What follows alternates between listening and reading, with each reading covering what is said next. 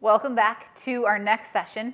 We are going to talk a little bit about how you know that what you're doing is enough. It is the question that gets asked all the time. I've gotten numerous private messages on Facebook and on Instagram recently, and people say, how do I know that what I'm doing is enough? So this is my answer. It's always enough, and it's never enough. There you go. We're done. No, I'm kidding. If what you are doing, if you love your kids and you're adjusting your schedule and your curriculum, or you're not using curriculum, or whatever it is, if you are instilling things into your child, it will be enough. But at the same time, it is never enough. You could always teach your kids something else. Teach them another language, teach them a fourth language, teach them to memorize the periodic tables, or to, I don't know, you can always teach your kids something more. If your kid goes to public school for 12 years or they homeschool for 12 years, or you have a mix of both, if your kid doesn't take any AP classes before they graduate, or they take 12 AP classes before they graduate, it doesn't matter. You could always teach them something more. So it's never going to be enough, but it's not about enough. First of all, there's really not a standard for enough. I know there's standardized testing and whatever, but you could teach your kid everything that's on that test, and they could have no life skills, people skills, whatever.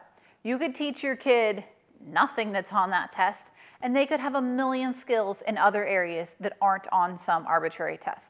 So enough is enough. No, I'm kidding. That's not the point of what you're doing and why you're homeschooling. So it's never going to be enough, but in some respects, it's always enough. So I think, especially if you have young kids, you have to keep the long-term goal in mind. When your child leaves your house at whatever age that happens to be, what do you want them to know? What skills do you want them to have? You want them to have academic skills, to be able to read and write and do math and whatever it is. But there's also lots of life skills that you're training into your kids while they're in your home.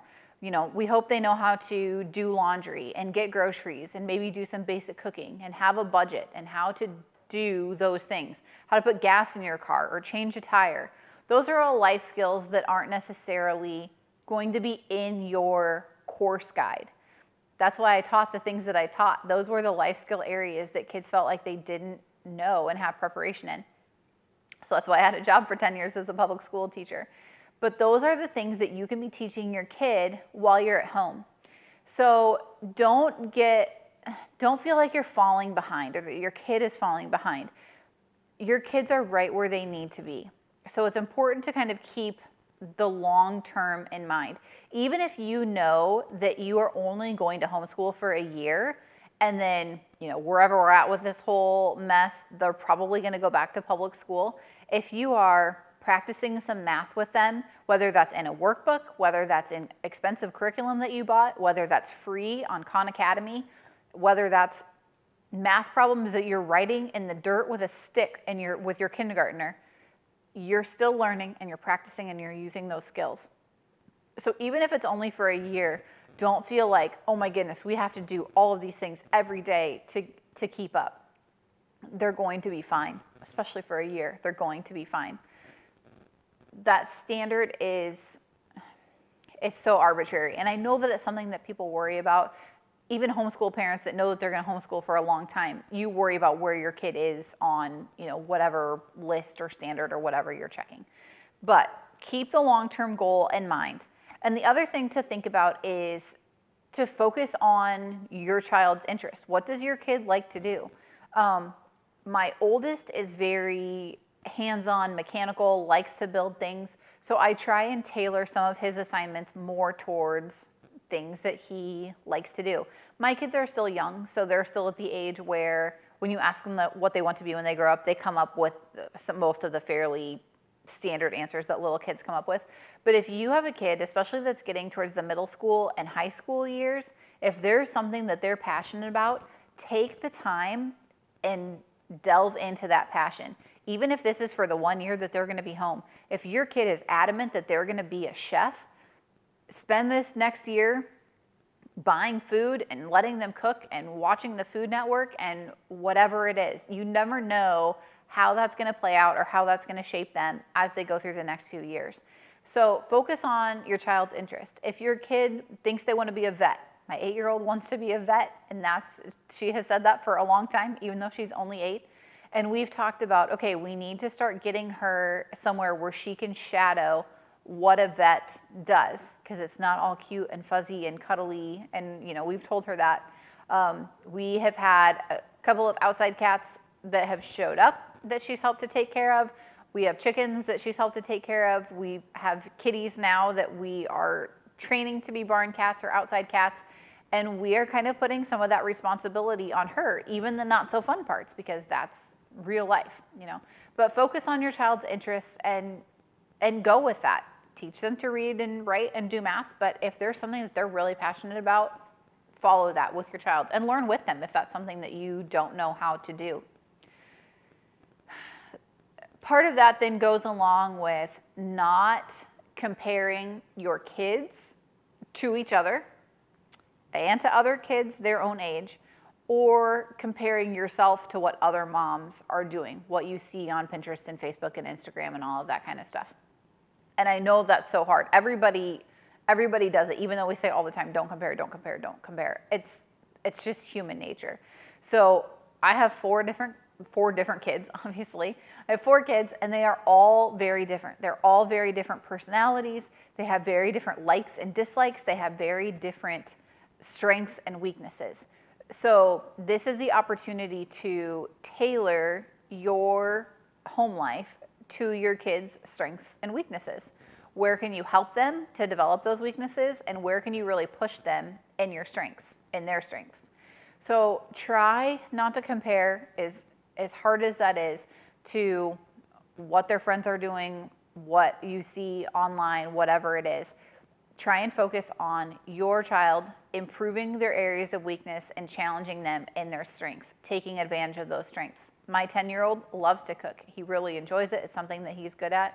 So I try and push him to help where he can help.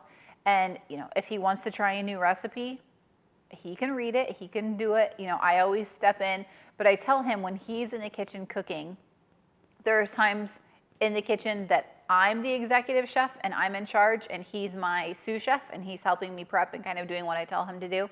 But then there's times where I give him that ownership and I say, okay, you're the executive chef. You read the recipe, you figure out what you need, you measure the ingredients, you do that kind of stuff. I'll be the sous chef and I'll kind of back you up. And then I'm there if he has a question. It's taken him a long time to feel comfortable, like putting things in the oven. That's kind of a scary thing for kids. He doesn't want to hurt himself. He doesn't want to ruin something. So it took him a long time. So that was something that I could come alongside him. But then eventually it was like, okay, you do it. I'll stand right here. I'll watch. I'll spot you. You do it. And we've gotten to the point where he does it on his own, and it's not really a big deal now. So you have to, if you read educational stuff or you're familiar with educational terms, you're scaffolding. You're building them up at their level, and every time you step up a level, you're backing off what you're doing a little bit. You're giving them a little bit more ownership. You're doing a little bit less of the work, but you're still there as that support. You don't just I wouldn't send my 5-year-old into the kitchen and say, make us dinner. Like, we would have dry cereal in a bowl for dinner, and that's okay, right? That's not where she is. But you can start to introduce those skills on a very, you're holding their hand, doing it for them, and then you kind of keep, you back off and you give them more responsibility as you go forward. So anyway, that's part of not comparing, but also, meeting your child where they're at. So part of that then, somebody asked the other day on a Facebook group, if you could give new homeschool moms one piece of advice, what would it be? And there were lots of great pieces of advice, and a lot of veteran homeschool moms are all kind of thinking along the same lines, whether it's how we say it or not. But my biggest thing was just relax. Just, take a breath, take a step back. It's okay. It's going to be okay. even if you feel like you don't have the right curriculum or you don't have the right setup or you don't have a schoolroom, whatever it is. That's not necessarily the point of school. You don't have to recreate a classroom in your house.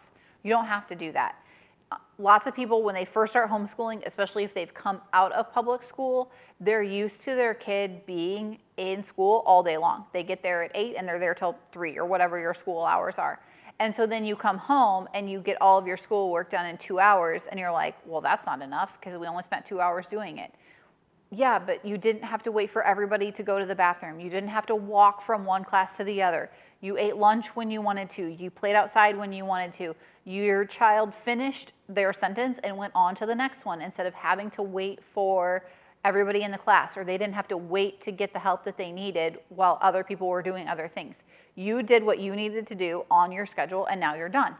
So don't compare the number of hours that you're doing or the curriculum that you're using. If you think we literally are doing this because we have to or feel like you have to, and we don't have money to spend, so you're using only free curriculum.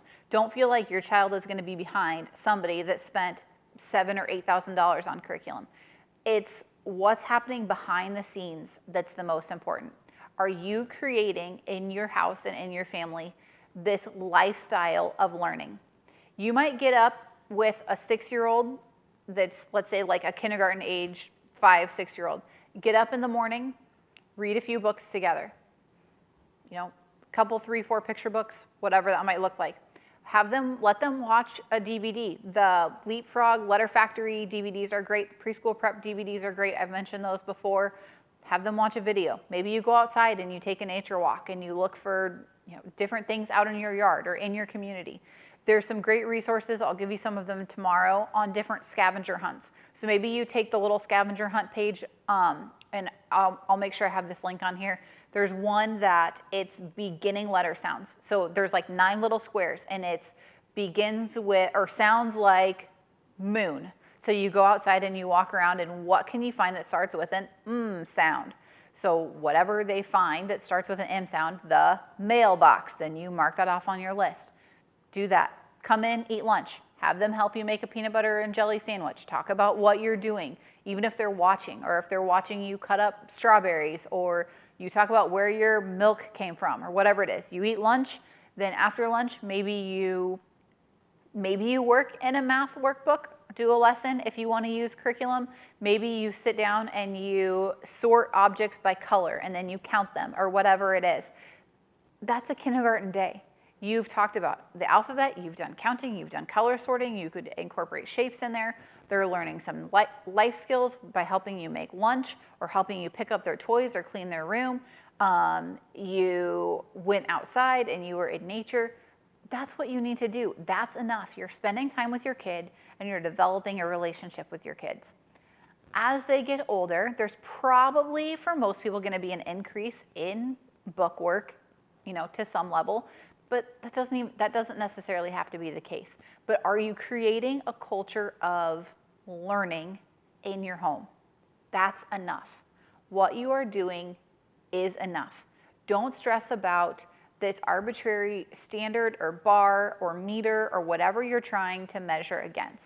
If you are providing that environment of love and learning and togetherness, that's enough. So, my one tip that I tell new homeschool parents is just relax. And I know it's easier said than done. I was the super planned, organized, whatever parent when I first started. And it takes time. And sometimes you have to start there and realize that that's not where you want to be. Some people are always there and that's more their personality and that's totally fine. But if that's not where you are, that's okay. What you're doing is enough. Enjoy the time that you're home with your kids, especially if you know it's going to be a short time. Enjoy this kind of bonus year to explore and expand your horizons and learn something new and learn alongside your kids. So anyway, that's short and sweet because the answer is yes, it really is enough. We will see you in the next session. Thank you so much for watching.